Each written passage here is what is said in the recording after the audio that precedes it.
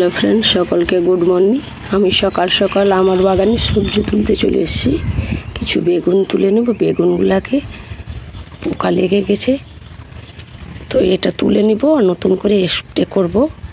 বেগুনগুলা তুলে নেব আমি।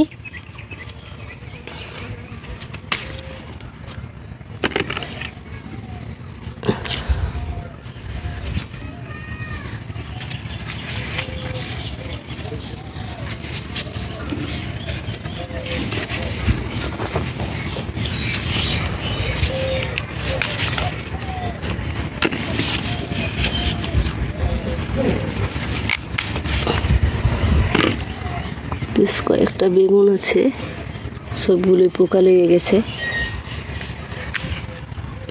এটা পোকা লেগে গেছে, ফেলে দেবো।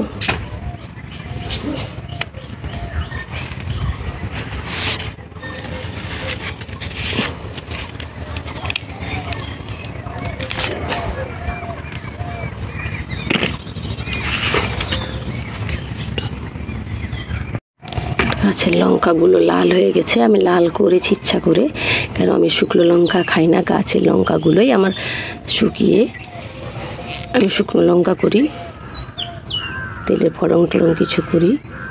এগুলো তুলে নিব।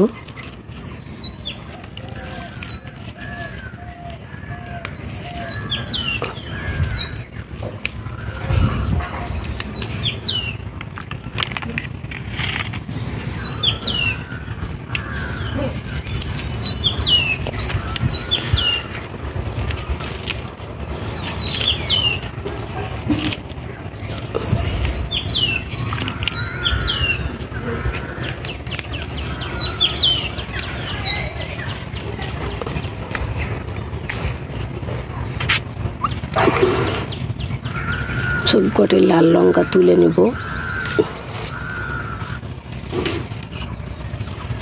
আপনারা ছাদে 2-4টা লঙ্কা গাছ রাখলেই লঙ্কা আপনাদের কিনে খেতে হবে না।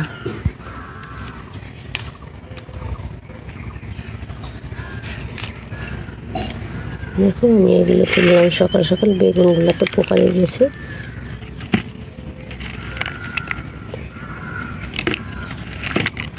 দুটো ভালো আছে। এই গাছগুলো তো লঙ্কা এসছে, এগুলো নতুন গাছ, এগুলো আর তুলবো না আজকে, থাক।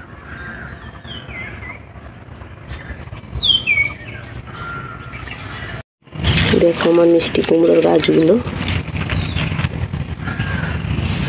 বেগুনের গাছের মধ্যে একটা মাচা কুমড়োর গাছ আছে, আমি কিন্তু উঠাইনি। কি সুন্দরভাবে উঠেছে, অনেক ফুল দিয়েছে। ফলটা হয়তো নষ্ট হয়ে যাবে। এখানে মিষ্টি কুমড়োর গাছ আছে, দেখো কি সুন্দর ফুল ফুটেছে সকালবেলায়।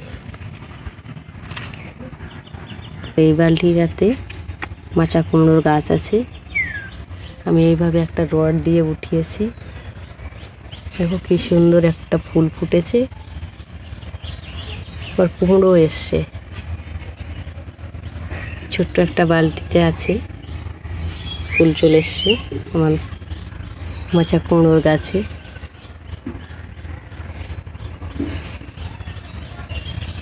কুমড়ো এসছে। এখানে কলমি শাক লাগিয়েছি, এখানে ছানকি শাক বলে এটা লাগিয়েছি আটার প্যাকেটে। এখানে ডাঁটা বীজ দিয়েছিলাম, লেগেছে। এগুলো আমার শাক আছে, এখানে অনেক বেরিয়েছে।